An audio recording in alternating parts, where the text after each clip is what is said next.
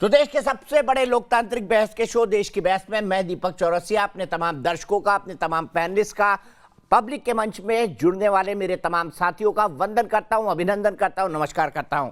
आप जानते हैं देश की बहस देश का सबसे बड़ा लोकतांत्रिक बहस का शो है। दर्शक ही ये तय करते हैं कि हम किस विषय पर बहस करेंगे और दर्शक ही अपने घरों से सीधे लाइव जुड़कर हमारे साथ बहस की दशा और दिशा को आगे बढ़ाते हैं, उसे धार और रफ्तार देते हैं। सबसे पहले देख लेते हैं हमारे दर्शकों ने यानी आपने आखिर आज बहस का कौन सा विषय चुना है। बहस का विषय हर घर से जुड़ा हुआ है, बहस का विषय हमारी रोजमर्रा से जुड़ा हुआ है और बहस का विषय है कैसे ई कॉमर्स कंपनियां बाजारों का माहौल बिगाड़ रही हैं। 65% आप और हम सब ई कॉमर्स कंपनियों से सामान खरीदते हैं। अभी तो इंडिपेंडेंस डे चल रहा है, स्वतंत्रता दिवस आने वाला है 15 अगस्त को 2 दिन बाद, और इसके चलते दुनिया भर की सेल आपको ऑनलाइन प्लेटफॉर्म कंपनियों में मिल जाएंगी। लेकिन क्या इससे हमारे छोटे व्यापारियों को घाटा हो रहा है? ये बहुत बड़ा सवाल है। इसीलिए आज हम चर्चा करेंगे कि क्या बड़ी बड़ी अंतर्राष्ट्रीय जो ऑनलाइन कंपनियां हैं वो छोटे व्यापारियों के घर के चूल्हे को बुझा रही हैं। साथ ही साथ ये भी चर्चा करेंगे कि जो कंपटीशन वो कर रही हैं या जिस तरह का व्यापार वो कर रही हैं वो प्रतिस्पर्धा के अनुकूल है क्या उसमें भारत के नियमों का पालन हो रहा है। साथ ही साथ ये भी बात करेंगे और ये भी समझेंगे कि आने वाले समय में अगर इनकी मोनोपोली हो जाएगी तो कितना खतरनाक हो जाएगा देश के लिए। लेकिन सबसे पहले देख लेते हैं क्या है पूरा विषय। पारदर्शिता और स्वस्थ प्रतिस्पर्धा ये किसी भी व्यापार के लिए बेहद खास बातें हैं, लेकिन इन दोनों का अभाव हो तो बाजार की सेहत और माहौल खराब हो सकते हैं। लेकिन अमेज़न और फ्लिपकार्ट जैसी ई कॉमर्स की बड़ी कंपनियां देश के छोटे और मझोले व्यापारियों का केवल हक ही नहीं मार रही, बल्कि व्यापार के उसूलों पर भी चोट कर रही हैं। गंभीर बात यह है कि इससे देश के लाखों छोटे छोटे व्यापारियों की रोजी रोटी खतरे में आ गई है। कस्टमर को एक तो डिस्काउंट दिखता है, पर वो ये भूल जाता है कि जो ऑनलाइन सामान आ रहा है उसमें डुप्लीकेसी भी बहुत है। लॉस तो बहुत होता है क्योंकि वहाँ पे जो प्रोडक्ट सेल आउट हो रहा होता है वो हमारे रेट से भी नीचे सेल आउट हो रहा होता है, जिसको हमें जब कस्टमर आता है तो बड़ा मुश्किल होता है उसको सेल आउट करना। फुटफॉल बहुत कम होता जा रहा है। बाजार के दिग्गज भी मानते हैं कि अमेज़न, फ्लिपकार्ट जैसी कंपनियां लागत से कम दाम पर माल बेचकर ऑनलाइन व्यापार नियम का उल्लंघन कर रही हैं। फ्लैश सेल जैसे हथकंडों से ग्राहकों को माल बेच रही हैं। अनेक प्रावधान एफडीआई पॉलिसी में दिए गए हैं, लेकिन कुल मिलाकर के ये कंपनियां जब से आई हैं इन सारे प्रावधानों का लगातार उन्होंने उल्लंघन किया है, जिसके कारण से आज देश में लगभग 1.5 लाख से ज़्यादा दुकानें बंद हो चुकी हैं क्योंकि बाजार में अनइवन कंपटीशन है। दरअसल अमेज़न, फ्लिपकार्ट अपने पसंदीदा वेंडरों और व्यापारियों को बिजनेस देते हैं। इससे अन्य छोटे मर्चेंट को अपना माल बेचने का नंबर तक नहीं आ पाता। ऐसे ही कारणों से सीसीआई ने जांच शुरू की है। हालांकि ये कंपनियां जांच से भागने के लिए पहले कर्नाटक हाई कोर्ट गईं, फिर सुप्रीम कोर्ट, लेकिन दोनों ही अदालतों से इन्हें झटका लगा। भारत में करीब 5 करोड़ ऐसे व्यापारी हैं जो दुकान खोलकर अपना व्यापार करते हैं। वो इंतजार करते हैं ग्राहकों के आने का, लेकिन ये धीरे धीरे ग्राहक कम होते जा रहे हैं। इसकी बड़ी वजह ये है कि ऑनलाइन बड़ी कंपनियां जो हैं उन्होंने अपने इस मार्केट को कैप्चर करना शुरू कर दिया है। जो 7% थी आज वो 28% तक पहुंच चुकी है। देश की बहस में चर्चा है कि इस तरह की एंटी कॉम्पिटिटिव प्रैक्टिस से न केवल छोटे व्यापारियों का नुकसान हो रहा है, बल्कि देश की अर्थव्यवस्था पर भी इसका असर पड़ेगा। और आपको पता है ये मामला पूरा विदेशी ई कॉमर्स कंपनियों के बारे में है। बड़ी बड़ी मल्टीनेशनल विदेशी ई कॉमर्स कंपनियां जिनसे हमारे घरेलू कारोबार को बहुत बड़ा खतरा है। भारत किसी को भी व्यापार करने से नहीं रोकता, लेकिन भारत में कुछ नियम कानून है। क्या ये विदेशी ई कॉमर्स कंपनियां इनका पालन कर रही हैं? देश की बहस में हम शुरुआत करते हैं आज के सवाल से, और देश की बहस में आज का हमारा सवाल है क्या विदेशी ई कॉमर्स कंपनियों की वजह से छोटे दुकानदार खतरे में हैं? आप शो के दौरान इस मुद्दे पर अपनी राय हमारी वेबसाइट पर दे सकते हैं। आप अपनी राय हमारे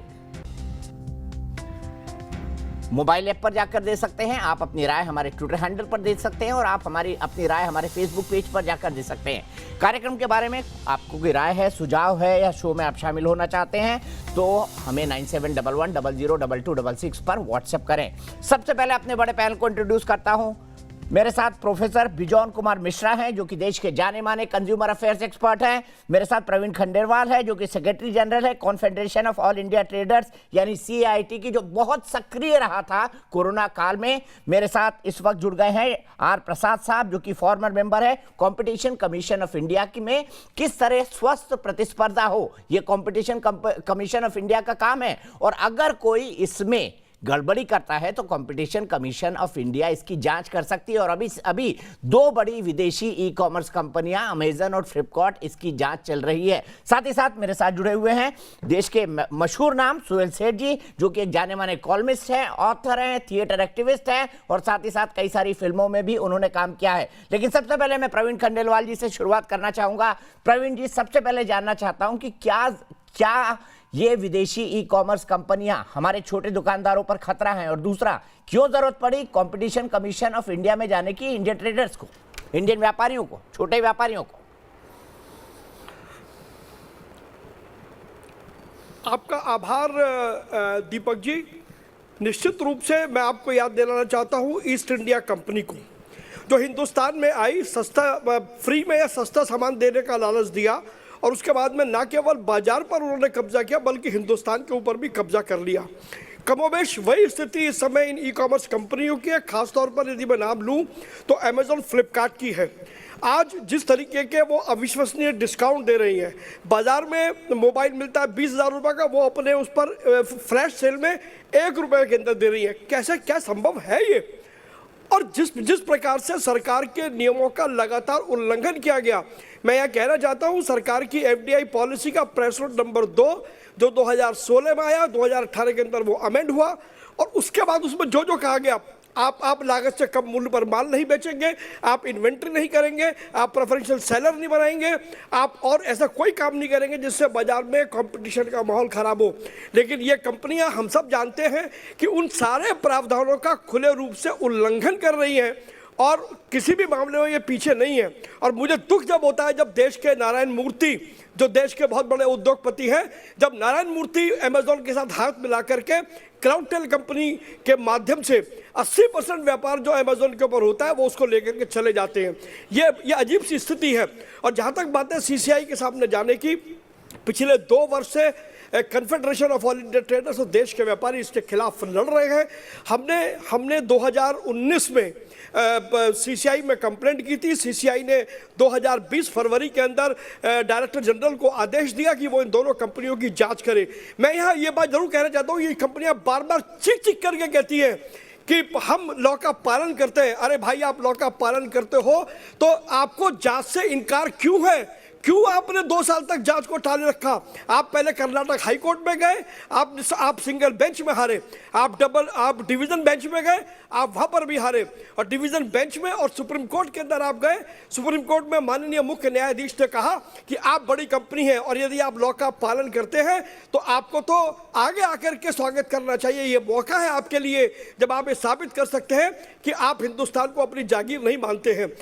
मैं कुल मिलाकर के कहूँ तो ये वैल्यूएशन का एक गेम है दीपक जी, न केवल देश के ई-कॉमर्स पर बल्कि देश के रिटेल व्यापार पर भी कब्जा करने की एक साजिश है, जिसके जरिए से ये उपभोक्ता को गुलाम बनाना चाहते हैं। और कुल मिलाकर के यदि देखें तो भारत के 8 करोड़ व्यापारी 40 करोड़ लोगों को रोजगार देते हैं, 115 लाख करोड़ का कारोबार करते हैं, लेकिन सामाजिक व्यवस्था के अंदर व्यापारियों का योगदान, ये पूरे देश भर के अंदर जो धर्मशालाएं बनी, मंदिर बने, मस्जिद बनी, या और जो भी इस स्ट्रक्चर बने हैं या स्कूल बने, वो किसी अमेजॉन, फ्लिपकार्ट ने नहीं बनाए। तो व्यापारी इस देश की आत्मा है और इनके कारण से 1.5 लाख से ज्यादा दुकानें बंद हो गई हैं। इसलिए अब जांच, इनका सामना इनको करना ही पड़ेगा। सुप्रीम कोर्ट ने यह आदेश दे दिया है। ठीक है, मैं सीधे सुहेल जी के पास चलता हूं। सुहेल, मुझे बताइए, अगर इस तरह के हालात रहे तो क्या इसको आप फेयर कंपटीशन मानेंगे? क्योंकि जब जब ग्लोबलाइजेशन हुआ, हमने दुनिया भर की कंपनियों को इनवाइट किया, लेकिन क्या मार्केट प्लेइंग फील्ड का अमेजॉन और फ्लिपकार्ट जैसी बड़ी विदेशी ई-कॉमर्स कंपनियां अगर पालन नहीं करेंगी तो छोटा दुकानदार कहां जाएगा?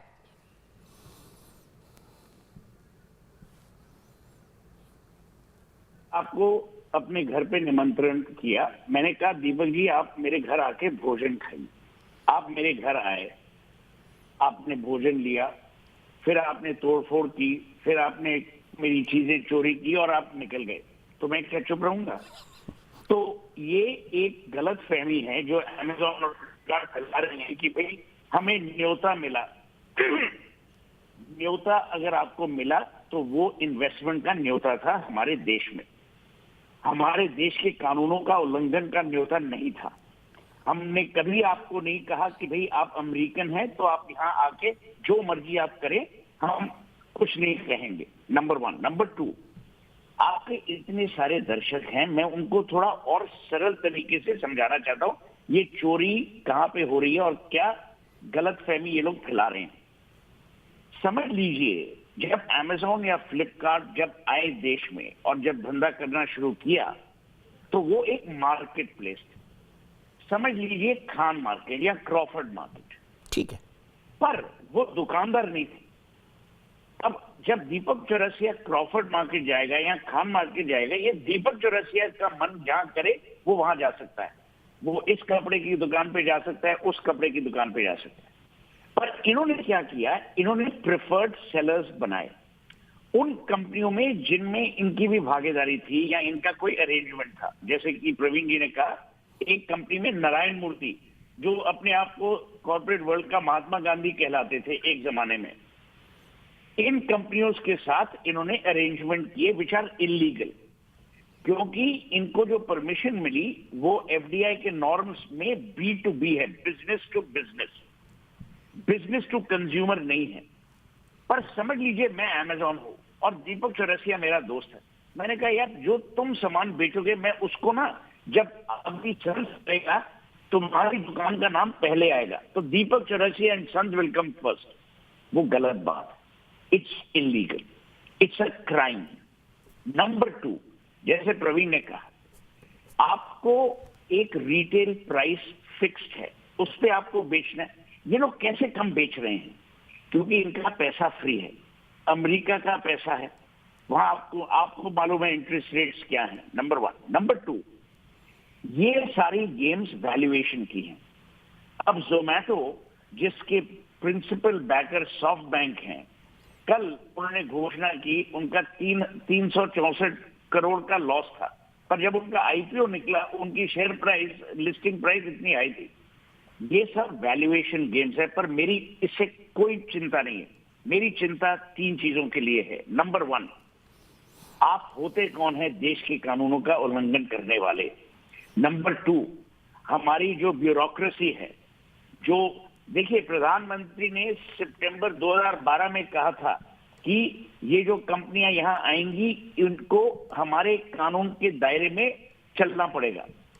उस प्रधानमंत्री, जब वो प्रधानमंत्री नहीं थे, अब प्रधानमंत्री हैं और पीयूष गोयल जो कॉमर्स मिनिस्टर हैं वो अग्री करते हैं कि यहां उल्लंघन हुआ है।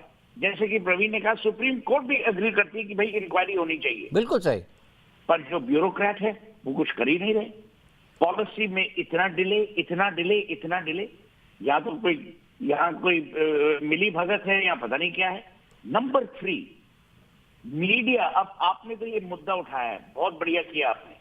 मीडिया भी नहीं उठाना चाहता क्योंकि आप सोचते यार अमेजॉन बहुत बड़ा एडवर्टाइजर है। आप क्या चोरों को या गलत लोगों को, और मैं यही कह रहा हूं ये चोर है या वो चोर है, अगर कानून का उल्लंघन हुआ है तो उन्हें फाइन होना चाहिए, पेनल्टीज देनी चाहिए, और ये लॉ में है, पर कुछ भी नहीं हो रहा। अब CAIT एक आंदोलन कर रही है और मैं इंडिविजुअली, आप प्रवीण से पूछिए, मैं इंडिविजुअली 2 आर्टिकल लिख चुका हूं। मैं 10वीं बार 12वीं बार 12 बार टीवी पे आ चुका हूं। और क्यों? क्योंकि मेरे एक अंकल थे, मामा थे, जिन्होंने जम्मू से मुझे फोन किया कि बड़े बड़े तुम लोग भाषण देते हो, ये वो, जो आदमी देश की बैकबोन है, किराना स्टोर का जो मालिक है, जो ट्रेडर है, उसकी तो तुम लोग परवाह नहीं करते। उनका नाम है देवकी नंदन कपूर। ये नहीं सोचे कि मैं कुछ हवा में बना रहा हूं नाम। जब देवकी नंदन अंकल ने मेरे को कहा, तब मैंने सोचा कि हाँ, ये एक मुद्दा, इंपॉर्टेंट मुद्दा है। प्रवीण खंडेलवाल, सुहेल सेठ, बिजॉन मिश्रा, ना ही मिस्टर प्रसाद, हम ये नहीं कह रहे कि अमेरिकन कंपनीज को आने नहीं दो, सब आए, कंज्यूमर को चॉइस होनी चाहिए। पर ये थोड़ी मतलब है कि आप कानून का उल्लंघन करेंगे, कि आप कि अमेरिकन कंपनीज के लिए एक कानून और इंडियन कंपनीज के लिए एक कानून। दीपक, मैं आपको एक बात बोलता हूं और इसके साथ मैं ये अपनी ओपनिंग रिमार्क्स खत्म करता हूं। अगर इंडियन कंपनी ने कानून का उल्लंघन किया होता, उसका प्रमोटर अभी जेल में होता। सही बोल रहे हैं, बिल्कुल सही बोल रहे हैं। ये लोग स्टालिन और लेनिन और तमिलनाडु में जाके उद्घाटन करवा रहे हैं। ये तो हमारी प्रॉब्लम है। ये रिवर्स कॉलोनियलिज्म, फिर ये ईस्ट इंडिया कंपनी नहीं, ईस्ट इंडिया कंपनी से और बदतर है, क्योंकि हमारी डेमोक्रेसी में ये खिलवाड़ हो रहा है और डेमोक्रेसी के साथ खिलवाड़ हो रहा है। ठीक है, मैं सीधे चलता हूं। आज मैंने स्पेशली, आप मेरे साथ दर्शक जुड़ते हैं, मेरे पैनल को बता दूं मैं, और मैंने आज स्पेशली सदर बाजार, खान मार्केट और सेक्टर 18 नोएडा के मार्केट एसोसिएशन के अध्यक्षों को जोड़ा है। तो सबसे पहले चलता हूं संजीव, खान मार्केट एसोसिएशन से जुड़े हुए हैं। संजीव जी, कैसे आप जैसे दुकानदारों को नुकसान हो रहा है बड़ी विदेशी ई कॉमर्स कंपनियों के चलते, जो फ्लैश सेल लगाती हैं, औने पौने दामों में सामान बेचती हैं? दीपक जी, सबसे बड़ी प्रॉब्लम क्या है कि इतनी अंडर कटिंग ये प्राइस की कैसे करते हैं, ये आज तक इसका आंकड़ा या इसके इकोनॉमिक्स हमें नहीं समझ आई। क्योंकि जो विदेशी कंपनियां यहाँ पे आके अपना माल बेचती हैं, वो दुकानदार जो रिटेलर है उसको तकरीबन 10 से 20% मार्जिन देती हैं। बट जब ये सेल लगाते हैं, फ्लैश सेल, जैसे आपने कहा 70% का लिख के आ रहा है कि जी अब ये 78% हो गया आज, क्योंकि जी 78वीं हमारी वर्षगांठ है। तो मेरे को ये समझ नहीं आ रहा कि ये जो करते हैं वो कैसे करते हैं, क्योंकि इतने मार्जिन कहाँ से आ जाते हैं। तो जैसा पहले मुझसे पहले प्रवक्ता जो बोल रहे थे कि ये अमेजोन जो है इसका अमेरिकन पैसा है, आप देखिए वो वहां से $1 लेके चलता है तो वो 75 रुपए बन जाता है इंडिया में आते ही। अब हमारे पास 75 हो तो हम उसका $1 का मुकाबला करते हैं। वो $1 लाख लाता है तो मुझे 75 लाख रुपए चाहिए। इस आंकड़े को पूरा करने के लिए, उस परचेजिंग पावर को पूरा करने के लिए रिटेलर के पास ना तो जगह होती है, ना इतना पैसा होता है। हमारे यहाँ पे ब्याज की दर जो है 14 से 24% है। पे दर जो ब्याज की दर है 2 से 4% है। तो आप ये सोचिए हम कहां से करेंगे। उसी की वजह से आज की डेट में जो इनका मतलब स्टेक 7% का था, वो आज 28 से 3% हो रहा है और आने वाले मेरे ख्याल साल भर में 35% हो जाएगा। आप इसको सोच के चलिए कि छोटा दुकानदार कहां से सरवाइव करेगा। सरकार कहती है कि हम अपने छोटे दुकानदार को बचा के रखना चाहते हैं, मॉम एंड डैड स्टोर जो है उनको बचा के रखना चाहते हैं, तो हम कहां से बचेंगे। अगर इतने मार्जिन ये लोग डिस्काउंट करते जाएंगे, हम उसका मुकाबला कर नहीं सकते। ग्राहक ने मार्केट में आना बंद कर दिया, फुटफॉल कम हो गया। एक पैंडेमिक की वजह से हुआ, दूसरा इन ऑनलाइन की सेल की वजह से हो जाता है। हर ये 15 दिन महीने में कोई ना कोई बहाना लगा के सेल कर देते हैं। हम लोग कहां से मुकाबला करेंगे। दुकानदार इतना रिटेल ट्रेड में कि आप इमेजिन नहीं कर सकते। मैं समझ सकता हूं संजीव जी आपकी बात, और इसी बात को लेकर मैं बिजॉन मिश्रा जी के पास चलूंगा। बिजॉन जी, मैं आपसे समझना चाहता हूं, कंज्यूमर किंग होता है, लेकिन अगर किंग को भी बहका दिया जाए नए नए भावों के साथ, नए नए चीजों के साथ, नए नए अट्रैक्टिव ऑफर्स के साथ, तो वो किंग भी बहक जाता है कई बार, और फिर उसके बाद जो होता है वो अंधेर नगरी चौपट राजा होता है। क्या ये विदेशी ई कॉमर्स कंपनियां हमारे कंज्यूमर को उसी तरफ ढकेल रही हैं? देखिए दीपक भाई, प्रवीण भाई जानते हैं कि करीब 15 साल से हम प्रवीण भाई को ये कह रहे थे कि रिटेल ट्रेड को जीवित रखने के लिए आपको कंपटीशन में उतरना पड़ेगा। लेकिन अभी ऐसा स्थिति आ गया है कि छोटे व्यापारियों का एक्चुअली सिचुएशन बहुत भयंकर है।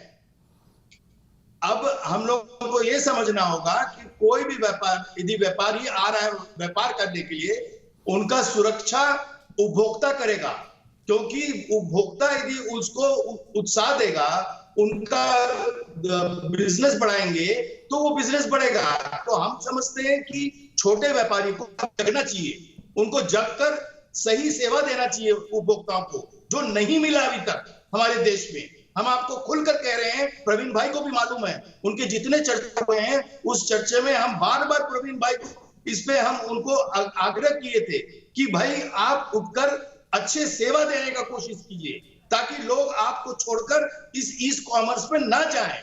और वो बहुत जरूरी है, क्योंकि हर उपभोक्ता चाहता है कि हमको गुणवत्ता वाला सामान मिले जिसका मानक हो, हमको चॉइस मिले, जहां पर हमको अच्छा टिकाऊ सामान मिलेगा हम वहां जाएंगे, कम से कम पैसे में मिलेगा हम वहां जाएंगे।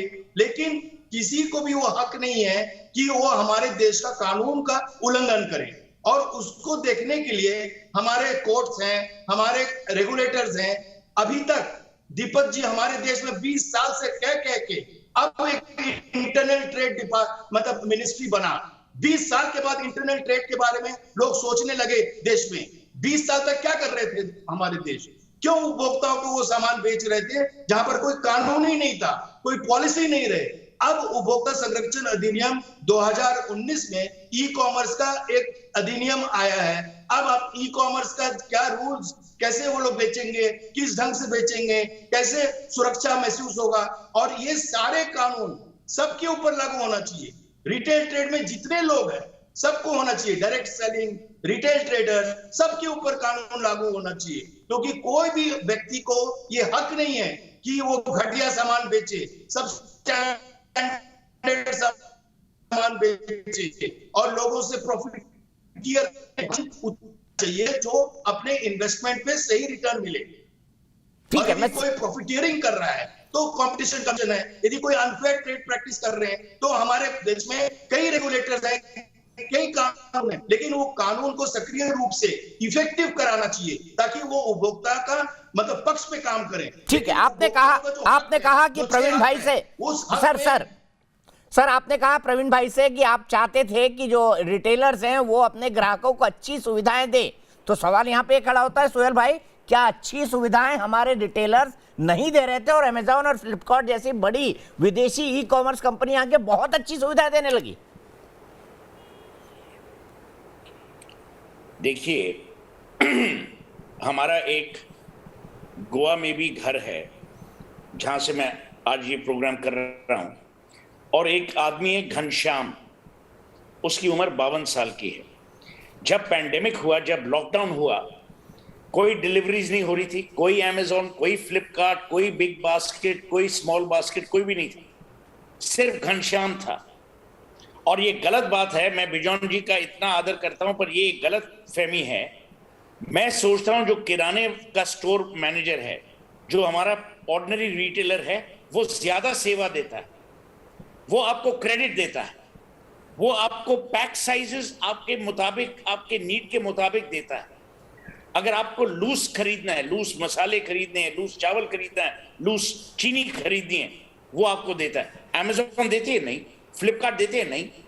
नंबर 2, बिजॉन जी ने कहा कि चॉइस नहीं है। मैं कह रहा हूं जो अमेजॉन और फ्लिपकार्ट ने अपना षड्यंत्र चलाया हुआ था अपने प्रेफर्ड सेलर्स के साथ, उसमें चॉइस कम थी। आपका किराना वाला स्टोर आपको चॉइस देगा क्योंकि आप वही चीज चाहते हैं। आप इस घनश्याम जी को पूछिए कि मेरे को ब्रिटानिया का बिस्किट चाहिए या आईटीसी का बिस्किट चाहिए, वो आपको ला के देगा। तो ये गलत बात है कि हमारा रिटेलर हमारा ख्याल नहीं रखता। मैं सोचता हूं हमारा रिटेलर ज्यादा ख्याल रखता है, ज्यादा क्रेडिट देता है, वो अपने कैश फ्लो पर रिस्क लेके काम करता है। हमें उनकी सराहना करनी चाहिए, हमें उनको सल्यूट करना चाहिए। जो सेवा किराना स्टोर्स ने, ट्रेडर्स ने, रिटेल आउटलेट्स ने पैंडेमिक में की, उसके लिए पूरा देश आभारी है। जब सब बंद था, आपको ना दूध मिलता, ना डबल रोटी मिलती, ना अंडे मिलते, वो लोग खड़े हुए थे अपना काम, अपनी दुकानें खोल के। आप उनको क्या भूल जाएंगे अभी, क्योंकि पैंडेमिक का भी इतना प्रेशर कम हो गया? क्या हम इतने गिरे हुए इंसान हैं कि हमें किसी की परवाह ही नहीं कि भाई देखो जब कष्ट था, जब बुरा समय था, उनने हमारी क्या सहायता दी? क्या हम ये सब भूल जाएं सिर्फ चंद पैसों के लिए, चंद डिस्काउंट के लिए? क्या ये है हमारी भारतीयता? ये है हमारा देश? ये है हमारा इंडिया आज का कि भाई अमेजॉन की हम लोग सेवा करें, अमेजॉन की पूजा करें, और जो हमारे देश की बैकबोन है उसे हम नकारें, उसे हम भूल जाएं? ये कौन सा इंसाफ? बिल्कुल सर, मैं एग्री करता हूँ सोहेल भाई, आपके व्यू से बिल्कुल एग्री करता हूँ, क्योंकि कॉर्नर स्टोर वाला जो है वो आपको 100 ग्राम तेल भी देगा और 100 किलो तेल भी देगा। ये हम अंतर को वही हमको समझना clarify चाहिए। करना लेकिन चाहेंगे। अमेजोन वाला आपको 100 ग्राम तेल नहीं देगा। मैं सीधे आर प्रसाद साहब के पास चलता हूं, कंपटीशन कमीशन ऑफ इंडिया से मेरे साथ जुड़े हुए हैं, कि पूर्व में रह चुके हैं, कंपटीशन फॉर्मर मेंबर है कंपटीशन कमीशन ऑफ इंडिया के। प्रसाद साहब, कहां पे आपको लगता है कि अनफेयर ट्रेड प्रैक्टिसेस हो रही हैं? प्रवीण भाई ने कई सारी बात बताई। क्या जुर्माना लग सकता है इन बड़ी विदेशी कंपनियों पर अगर ये ऐसा कर रही हैं तो? इन पर जुर्माना तो लग सकता है। सवाल ऐसा है कि ये हैं क्या? ये जो है, सुनाई नहीं दे रहा। आप बोलिए सर, आपकी आवाज बिल्कुल ठीक आ रही है। ये जो फॉरेन कंपनियां हैं, फ्लिपकार्ट और अमेजन जो है, ये जो विदेशी कंपनियां, ये एक प्लेटफॉर्म है। प्लेटफॉर्म पर बहुत सारे ट्रेडर आके सामान बेचते हैं। लेकिन हो क्या रहा है, जैसे आप अमेजन के ले लीजिए, उन्होंने क्लाउडटेल एक कंपनी रख रखा है नारायण मूर्ति जी के साथ। सब सामान उसी से लेते हैं, डिस्काउंट उसी को देते हैं और उसी को प्रेफरेंस देते हैं। तो और जितने ट्रेडर आते हैं उनको प्रेफरेंस नहीं मिलता है। वो कहते हैं 4.5 लाख ट्रेडर उनके साथ जुड़े हुए हैं, प्रॉफिट जो है वो क्लेम करते 4.5 लाख जुड़े हुए। लेकिन वॉल्यूम देखिएगा तो 4.5 लाख बहुत, उन लोगों को वॉल्यूम नहीं, वॉल्यूम सिर्फ 1-2 कंपनी का है जो उनके जिनमें उनकी हिस्सेदारी है, तो वहाँ इनकम उनमें उनकी हिस्सेदारी भी है, तो वो हो रहा है। लेकिन एक प्लेटफॉर्म पर सबको इक्वल स्पेस मिलना चाहिए, किसी को हैवी डिस्काउंट नहीं मिलना चाहिए। लेकिन हो क्या रहा है, अब जैसे आप मोबाइल फ़ोन ले लीजिए, मोबाइल फ़ोन में मोबाइल कंपनियां जो होल सेल ब्लॉक फ्लिपकार्ट को मोस्टली बेच देती है। अब फ्लिपकार्ट उसको बहुत सस्ते दाम में बेचता है, बाज़ार में वही चीज़ बहुत महंगा मिलता है। तो लोग, एक ग्राहक क्या करेगा, वो जो है सो इन प्लेटफॉर्म से खरीदेगा, चाहे अमेज़न हो चाहे फ्लिपकार्ट हो, अगर उसको सामान सस्ता मिलेगा। तो इसमें खेल पूरा डिस्काउंट का, लेकिन इससे पूरे अर्थव्यवस्था का हिंदुस्तान में नुकसान हो सकता है। कि अल्टीमेटली होगा क्या, होगा ये कि ये छोटे व्यापारी धीरे धीरे बिजनेस से निकल जाएंगे और ये जो बड़े प्लेटफॉर्म है, ये लोग का ही बोलबाला रहेगा, फिर ये दाम बढ़ा देंगे, जिसको बोलते हैं प्रेडेटरी प्राइसिंग। प्रेडेटरी प्राइसिंग, अगर मोबाइल आज मान लीजिए 10,000 में स्मार्टफोन मिल रहा है, तो आपको हो सकता है कि अगर छोटे व्यापारी ख़त्म हो जाए तो ये मोबाइल फ़ोनों को 25,000, 30,000, 40,000 मिलने लगे। लेकिन अभी ये सस्ता बेच रहे हैं, तो इसलिए ग्राहक इनके पास ही जाएंगे। तो इसमें कितना डिस्काउंट देते हैं, क्योंकि क्या है, कंपटीशन लॉ में एक अब्यूज़ ऑफ डोमिनेंट पोजीशन बोलते हैं। अब्यूज़ ऑफ डोमिनेंट पोजीशन में है कि आप मार्केट में डोमिनेंट हैं, तो आप जो है अपने मर्जी से मार्केट को चला सकते हैं। मार्केट आपके भरोसा नहीं है, आप केयर नहीं करते हैं आपका कस्टमर किधर जाए। तो ये अब्यूज़ ऑफ डोमिनेंस का केस है। इसकी इन्वेस्टिगेशन CCI DG CCI के जो डायरेक्टर जनरल लोग करने वाले हैं, करके बाद उसका इंक्वायरी होगा। अभी इसमें 2-3 साल समय लगेगा कम से कम, तब तक समय बहुत निकल जाएगा। इन सब चीज़ों में जल्दी काम करना चाहिए, क्योंकि इसमें केस बनता है। मैंने पहले भी कहा था कि इस केस में सिंगल जज ने इनके अगेंस्ट में जजमेंट दिया है, डिवीज़न बेंच भी इनके अगेंस्ट में जजमेंट देगा, सुप्रीम कोर्ट इनके अगेंस्ट में देगा। सुप्रीम कोर्ट ने वही किया, डिवीज़न बेंच ने वही किया। तो इनके अगेंस्ट तो केस बनता है, लेकिन केस को अंत में लाने के लिए 4-5 साल लगेगा। अब 4-5 साल बहुत लंबा समय है, उतने देर व्यापारी वेट कर सकते हैं, इंतज़ार कर सकते हैं कि नहीं, तो मालूम नहीं क्या होगा। लेकिन केस है, प्रतिस्पर्धा का केस है, और इसमें प्रेडेटरी प्राइसिंग का भी हो सकता है केस हो। लेकिन मेन चीज़ ये है कि हमारी अर्थव्यवस्था, जो छोटे दुकानदार हैं, उनको जो है सो मार्केट से जाना नहीं चाहिए, उनको प्रोत्साहित करना चाहिए कि वो और बढ़े, ताकि उससे एम्प्लॉयमेंट बढ़ेगा, लोगों की आमदनी बढ़ेगी। अब ये 2-3 बड़े कंपनियों को पैसा दे करके उन पैसा बाहर भेज के कोई हिंदुस्तान को फ़ायदा नहीं। तो इसलिए इसमें कंपटीशन एंगल है, लेकिन देखिए कैसे निकलता है। अभी तो ठीक है investigation मैं होगा, आऊंगा सुहेल जी से भी समझने और प्रवीण भाई से भी समझने कि क्या सुप्रीम कोर्ट इस मसले पर जाने पर कोई फायदा हो सकता है या फिर क्या सरकार इस पर कोई गाइडिंग पॉलिसी बना सकती है, और अगर नहीं बनाई तो क्यों नहीं बनाई, सिर्फ कंज्यूमर लॉ तक ये पूरा मामला सिमट कर क्यों रह गया। लेकिन सेक्टर 18 नोएडा मार्केट के अध्यक्ष सुशील कुमार जैन मेरे साथ जुड़ गए। सुशील जी, मैं आपसे जानना चाहता हूं सबसे पहले किस तरह का नुकसान कर रही है ये ऑनलाइन बड़ी विदेशी ई कॉमर्स कंपनी आपका? दीपक नमस्कार, मैं सभी को नमस्कार। जो अभी आप देखते हैं कि जो जिस तरीके से जो ई कॉमर्स कंपनियां कर रही हैं उससे हमारे यहाँ रोज के रोज दुकानें बंद हो रही हैं, रोज के शटर बंद होते हैं। और सबसे बड़ी दिक्कत जो है, जो हमारी जो मार्केट की एक भावना होती है कि कस्टमर बाजार आए और वो सब जगह से सामान ले, तो वो एक बार बाजार में घूमता है, उसे हमारा विश्वास होता है, दुनिया भर की चीजें होती हैं। जब से ई कॉमर्स का आया है, ई कॉमर्स वाले घर बैठे ऑर्डर करते हैं और घर बैठे उन्हें सही बताऊं तो आपको उस आइटम का रेट पता ही नहीं होगा कि क्या है क्या नहीं है। कई बार आप बहुत से आइटम बहुत महंगे ले लेते हैं और बहुत से सस्ते ले लेते हैं। तो जो डिस्काउंटिंग का सिस्टम है वो भी गलत है इनका। और इस तरीके से जो बाजार में एक कंपटीशन पैदा कर रहे हैं, उस कंपटीशन में जो भारत जिनने वो नियम पास किए उस हिसाब से ये लोग काम नहीं कर रहे हैं। उनको जो काम करना था, तो भारत के लोगों को व्यापार देना था। मैं समझता हूं कि हमारे पूरी मार्केट से शायद ही कोई दुकान इनके साथ जुड़ी हो।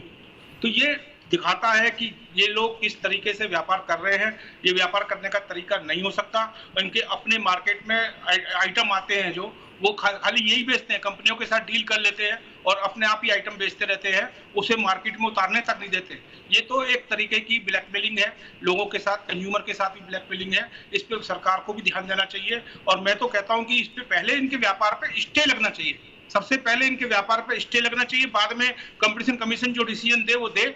उससे पहले इनके व्यापार को रोकना चाहिए। जब पता है कि व्यापार में कमियां हैं, ये लोग व्यापार नहीं कर पा रहे हैं, हमारे साथ मिलकर खड़े होकर व्यापार करके देखें ना, कोई दिक्कत नहीं है हमें। हमारे को जोड़े उस पोर्टल में, जितने हमारे दुकानदार हैं सबको जोड़े, फ्री सर्विस दें, हमें कोई दिक्कत नहीं है। लेकिन वो जोड़ना नहीं चाहते हमें। वो उस नहीं, वो तो एक क्लेम करते हैं 4.5 लाख छोटे छोटे व्यापारी हमारे साथ जुड़े हुए हैं, ऐसा क्लेम करते हैं ये दोनों कंपनी वाले। मैं दीपक जी आपको बताऊं कि मैं नोएडा में लगभग 2 लाख व्यापारियों से तो मैं भी जुड़ा हुआ हूँ। मेरे को तो एक व्यापारी ऐसा दिखाई नहीं देता जो उनसे जुड़ा हुआ है। कोई तो एक दिखाई दे। कौन लोग हैं जो उनके साथ व्यापार कर रहे हैं, मुझे तो समझ में नहीं आता कि ये लोग कौन हैं। कहीं तो दिखाई देगा, कोई तो मेरा दोस्त होगा जो मुझसे ये कहेगा कि मैं अमेजन पे ये आइटम बेच रहा हूँ। कोई नहीं है। कहाँ से सामान ला रहे हैं यही नहीं पता है, कहाँ से सामान आ रहा है, कहाँ जा रहा है। मुझे रात दिन व्यापारियों के फोन आते हैं कि भाई साहब ये वाला मोबाइल आज हम नहीं बेच सकते, हमें तो अमेजन से लेके ही बेचना पड़ेगा। ये हालात हैं जो वास्तविक हैं। मतलब आप पहले अमेजन से माल खरीदें और उसके बाद रिटेल पर बेचें। तो ये तो एक तरीके का हमारे साथ दुर्व्यवहार भी है। ऐसा नहीं होना चाहिए और इन पर तुरंत इनके व्यापार पर रोक लगनी चाहिए हर हालत। ठीक है, बहुत बहुत शुक्रिया सुनील जी, आपने सुशील जी आपने बड़ी पॉइंट की बात बोली। आप जानते हैं देश की बहस इकलौता बहस का शो है जो अपने दर्शकों को सीधे अपने घर से जोड़ता है, इसलिए सीधे साधना सिंह दिल्ली से मेरी एक दर्शक जुड़ गई है। साधना जी, आप खरीदती है ऑनलाइन कंपनियों से सामान? जी मैं खरीदती हूँ, पर मैं कम खरीदती हूँ। बच्चे आजकल के जो न्यू जनरेशन है वो ज्यादा लेती है। बट आपको नहीं लगता कि इससे लॉन्ग टर्म में हमारे जो पड़ोसी किराना वाला है जिससे आपने जिंदगी भर सामान लिया होगा, दूध लिया होगा, अंडे लिए होंगे, ब्रेड लिए होंगे, उसकी हालत खराब होती जा रही है? नहीं, मैं जो कोरोना टाइम में मेरा सारा सामान वही लेके आते थे, लोकल सेलर ही लेके आते थे। अमेजोन ये सब तो कोई नहीं दिखते थे। उन्हीं लोगों ने हम लोगों की पूरी हेल्प करी है और आगे भी हम उन्हीं से ही लेते हैं। बच्चे तो आजकल के बच्चे लेते हैं उन लोगों से, और मैं प्रेफर करती हूँ डायरेक्ट लेने का ही। बिकॉज एक तो देखते हैं कि जो ई कॉमर्स आने से ना देश में अमीर हो रहा है, गरीब हो रहा है। सारे ई कॉमर्स के आने से लोकल सेलर में बहुत ज्यादा मतलब कमी आई है। और उसको देखते देखते काफी बुक्स वगैरह जो हैं ऑनलाइन मंगवाते हैं बच्चे, उसमें उनको काफी छूट मिलती है और इससे बुक बच्चों को ये होता है कि मार्केट कौन जाए और वहीं से लेके आए। तो इस सब चीजों से मैं तो ये कहती हूँ कि ये तो एक षड्यंत्र की तरह है। जैसे वाकई बोला है कि ईस्ट इंडिया कंपनी में हमारे मार्केट को कैप्चर करना, ये करके हमें अपंग बनाना, हमारे जो ये है सामाजिक आर्थिक स्थिति को, क्योंकि आकर ये लोग कैप्चर कर लेंगे तो हम कहाँ रहेंगे, हमारे जो छोटे व्यापारी कहाँ रहेंगे, उनकी तो रीढ़ की हड्डी तोड़ रहे हैं ये लोग। एक तरह से हमारे ऊपर एक तरह से ये षड्यंत्र है विदेशी, और इसके ऊपर तो लगाम लगाना चाहिए। मैं तो ये कह रही हूँ कि ये जो साधना जी, मुझे लगता है कि आपको अपने बच्चों को समझाने का वक्त आ गया है। हाँ जी, बस समझाने का वक्त आ गया है, नो डाउट इन इट। ठीक है, मैं सीधे चलता हूं प्रवीण खंडेलवाल जी के पास। प्रवीण जी, क्या विकल्प है? सरकार कानून बनाए या फिर विकल्प ये है कि आप लोग सुप्रीम कोर्ट जाएं और बताएं? क्योंकि कंपटीशन कमीशन ऑफ इंडिया अगर 4-5 साल ले लेगा तो ऐसे में तो पूरा बाजार बदल जाएगा। दीपक जी, मैं 2-3 बातें जरूर इससे पहले आपके ध्यान में लाना चाहता हूं कि एक पुरानी कहावत है कि घर को आग लग गई घर के चिराग से। इन्हीं पोर्टल के ऊपर हमारे बहुत सारे बैंक, जिसके अंदर स्टेट बैंक ऑफ इंडिया जो सरकार का बैंक है, HDFC बैंक, एक्सिस बैंक, दुनिया भर के बैंक है, वो बैंक इन ई कॉमर्स पोर्टल पर उनके कार्ड से खरीद करने पर कैशबैक देते हैं। 10% का, 15% का कैशबैक देते हैं। लेकिन यदि वही कार्ड मेरे किसी व्यापारी दुकानदार से खरीदा जाए तो उस पर कैशबैक नहीं मिलता है। यह बैंकों की साठगांठ है, इसके ऊपर ध्यान देना होगा। नंबर 2, जो ब्रांड वाली कंपनीज हैं वो इन कंपनियों के साथ टाई अप करती है, एक्सक्लूसिव टाई अप, जो कि कानूनन गलत है, कंपटीशन एक्ट के खिलाफ है। और उसमें कहते हैं कि ये हमारा सामान आप बेचो, और वो मोबाइल आपको बाजार में नहीं मिलेगा, वो सामान आपको बाजार में नहीं मिलेगा। हमारा कंपटीशन एक्ट कहता है कि इस तरीके का नॉन कॉम्पिटिटिव बिहेवियर नहीं होना चाहिए। सरकार का इस तरफ ध्यान नहीं है, पहली बात तो इस पर ध्यान होना चाहिए। दूसरा दीपक जी, मैं बहुत आपके चैनल पर जिम्मेदारी के साथ खुलासा कर रहा हूँ कि जो ये कहते हैं कि हमारे पास 4.5 लाख दुकानदार हैं, तो मैं उनसे पूछना चाहता हूं वो पिछले 5 साल की अपनी वो बता दें कि उनके टॉप 10 सेलर्स कौन से हैं। और दीपक जी, आपको जानकर के ताज्जुब होगा, इन पोर्टल्स पर एक कंपनी ऐसी है जिसका टर्नओवर 50 करोड़ या 100 करोड़ रुपए है, लेकिन वो कंपनी कहां पर है? वो गुड़गांव में भी किसी गांव में जाकर के एक टूटी फूटा झोपड़ी टाइप है जिस पर ताला लगा हुआ है, सालों से वो खुली नहीं है। उस जगह पर नंबर लेकर के और 100 करोड़ रुपए साल का टर्नओवर किया जा रहा है। आखिर सरकार की निगाह उस पर क्यों नहीं जाती है? कौन है? अभी सुशील जी जो बात कह रहे थे, मैं सहमत हूं, वो कौन से सेलर हैं जिनको ये एम्पावर कर रहे हैं? ये रोज ये सारी कंपनियां रोज झूठा कहती है हम स्मॉल ट्रेडर को एम्पावर कर रहे हैं। अरे किस बात का एम्पावरमेंट करते हो आप? देश के व्यापारी अपने आप में सक्षम है, हमें किसी एम्पावरमेंट की जरूरत नहीं है। जरूरत सिर्फ इतनी है, हमारा कोई विरोध नहीं है, अगर आप सरकार के कानूनों का पालन करें तो हम आपका मुकाबला करने के लिए तैयार हैं। हम हिंदुस्तान के व्यापारी आपको धूल चटा देंगे। नंबर 3, जो CCI के इन्वेस्टिगेशन की बात की और जो आर प्रसाद साहब ने कहा, दीपक जी, मेरा मानना है कि जब तक सरकार फास्ट ट्रैक इन्वेस्टिगेशन नहीं करेगी, अगर इन्वेस्टिगेशन और इंक्वायरी में 3 साल लग गए, 3 साल में तो ये मुल्क उनके हाथ में गिरवी हो जाएगा दीपक जी। तो इसके लिए फास्ट ट्रैक इन्वेस्टिगेशन सरकार को बनानी चाहिए। टाइम बाउंड पीरियड के अंदर 3 महीने में या 4 महीने में इन्वेस्टिगेशन पूरी होनी चाहिए। इन्वेस्टिगेशन में कोई रॉकेट साइंस नहीं है। हमने सारे एविडेंसेस CCI को दिए हुए हैं, सिर्फ वो एविडेंसेस और इनकी अपनी मेल है जिस मेल के अंदर अमेजॉन, फ्लिपकार्ट ये कहते हैं कि आप 15% डिस्काउंट दीजिए, उसकी भरपाई हम करेंगे। दीपक जी, तमाशा बना दिया है इस देश के अंदर। और जहां तक हमारे व्यापारी की बात है, मुझे गर्व है हिंदुस्तान के एक व्यापारी पर। कोरोना के अंदर हमने कोरोना का मुकाबला करते हुए लोगों के घर पे जाकर के अपनी गाड़ियों पर सामान रख करके हमने उनको दिया है। आज देश कैसे उस बात को भूल सकता है? और निश्चित रूप से सुप्रीम कोर्ट में अब जाने का मौका इसलिए नहीं क्योंकि सुप्रीम कोर्ट पहले अपना निर्णय सुना चुका है अपील को लेकर के। जरूरत है सरकार को सख्त कदम उठाने की। मैं धन्यवाद दूंगा केंद्रीय वाणिज्य मंत्री श्री पीयूष गोयल को, जिन्होंने पार्लियामेंट के अंदर खड़े होकर के इस बात को कहा कि ये बड़ी कंपनियां अब हार गई हैं और ये हमारे छोटे व्यापारी को किल करना चाहती है। भारत सरकार इस बात को चीख चीख करके कह रही है, तो निश्चित रूप से सरकार को ऐसे करना चाहिए। कंज्यूमर प्रोटेक्शन एक्ट में जो ई-कॉमर्स के रूल्स हैं, उनको बिना किसी लागत के, बिना किसी दबाव में आए, कोई अमेरिका का दबाव हमें नहीं चाहिए। सरकार निष्पक्ष रूप से हिंदुस्तान की रक्षा के लिए उन कानूनों को तुरंत लागू करे, और जो कंपनी उस कानून को लागू नहीं करे उसको सिर्फ उसका बिस्तर बोरिया बंद करके उसको वापस अमेरिका फेंक दिया जाना चाहिए। ठीक है, मैं सोहेल के पास चलता हूं। सोहेल जी, मुझे बताइए एक बात, आप तो मार्केटिंग और एड बहुत अच्छी तरह समझते हैं, मुझे बताइए, मैं हाल ही में गुंडागर्दी को कंप्लीट करिए प्रवीण जी।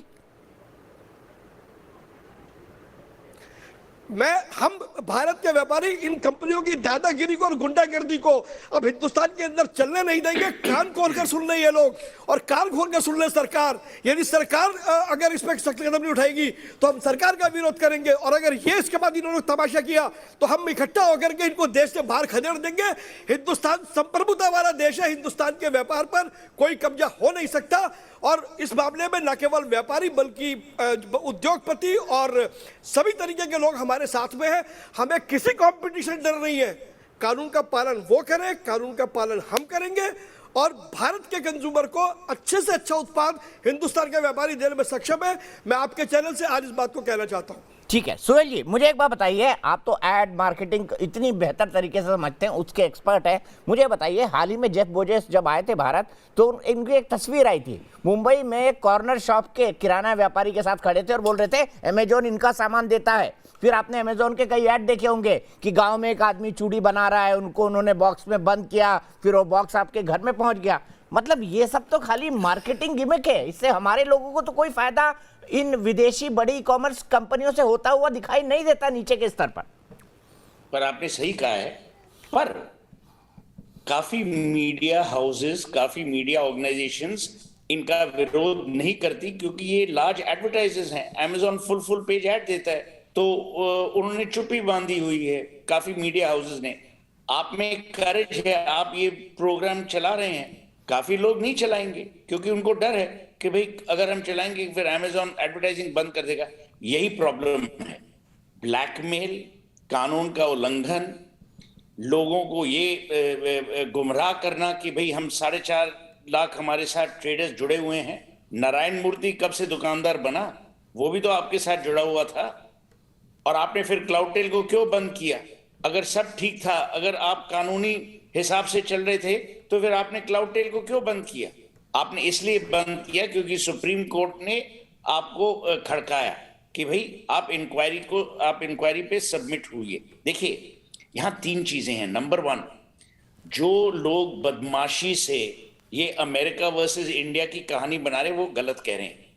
ये आप ध्यान से सुन लीजिए, किसी का यहां पॉइंट नहीं है, ना बिजॉन का है, ना प्रसाद जी का है, ना प्रवीण का है, ना मेरा है, कि अमेरिकन कंपनीज को देश में नहीं आना चाहिए। ऑफ कोर्स आना चाहिए, सबको आना चाहिए, हमको इनका पैसा अगर मिले अच्छा है, पर द मेन थिंग इज आप कानून का उल्लंघन नहीं कर सकते क्योंकि आपके पास अमेरिकन पासपोर्ट है।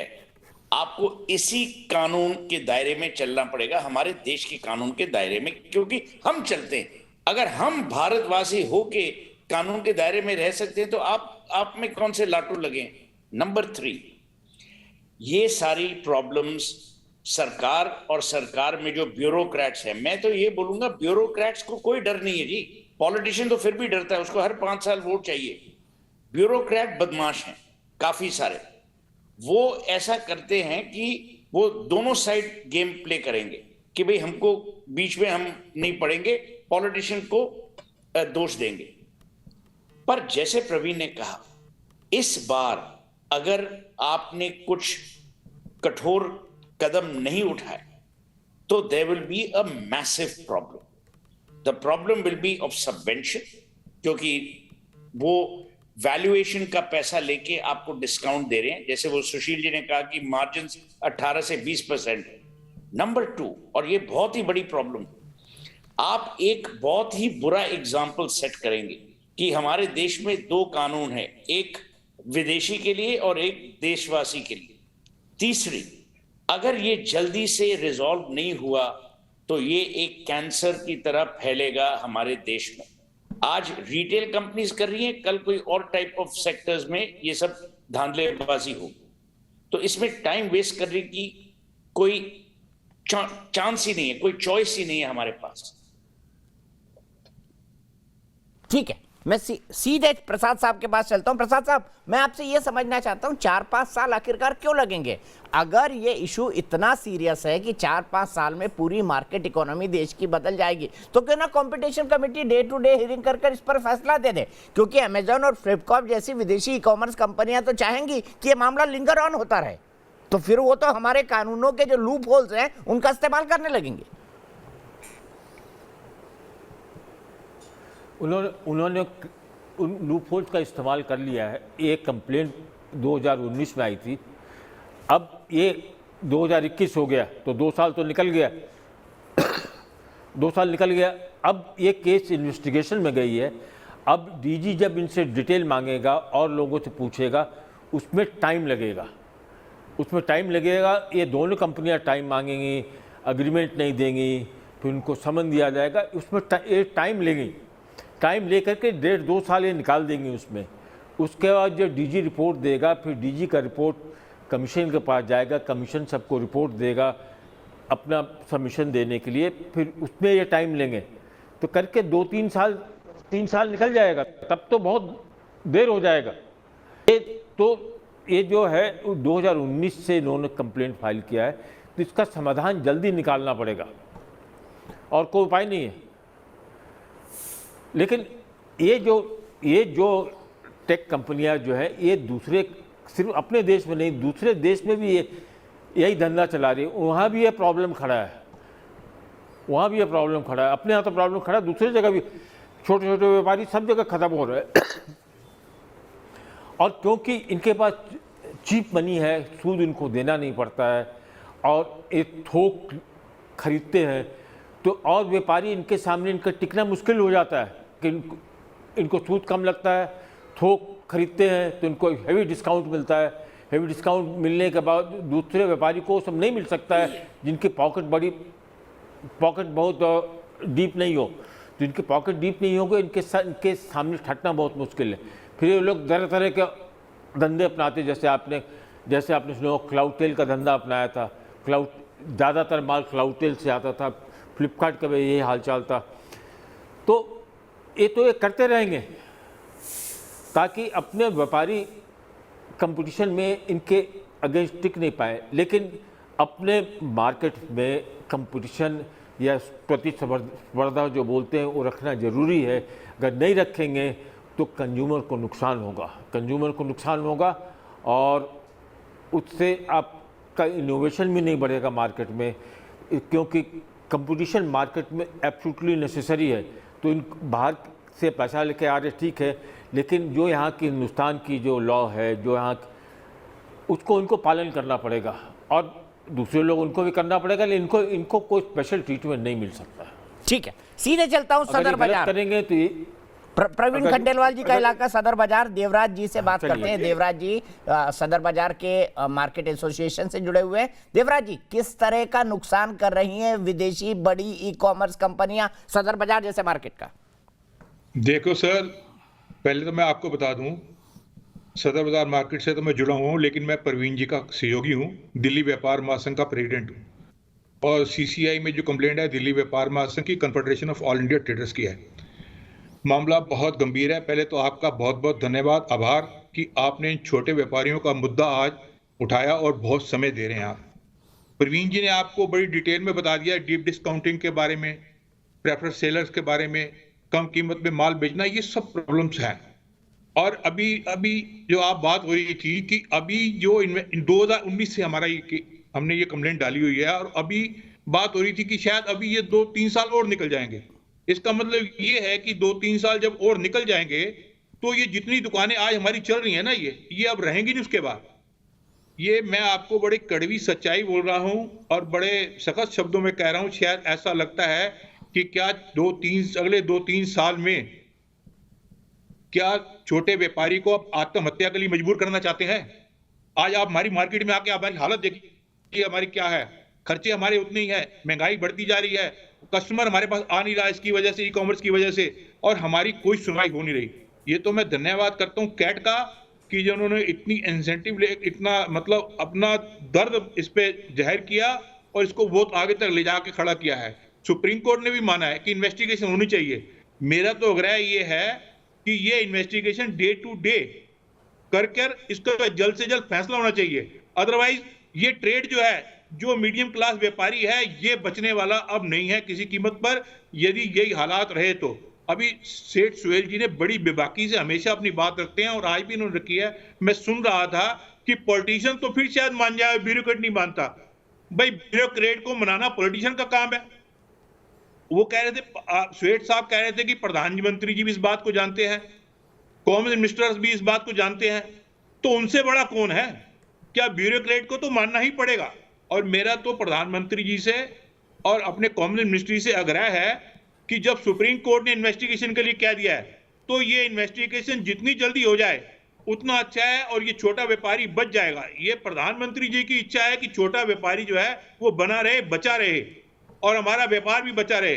हमारा आपके चैनल के माध्यम से ये आग्रह है कि हम छोटे व्यापारियों को बचाया जाए और सीसीआई जो है इस कंप्लेंट पे जितनी जल्दी से जल्दी फैसला देगी, हम उतना ही इसमें राहत पाएंगे।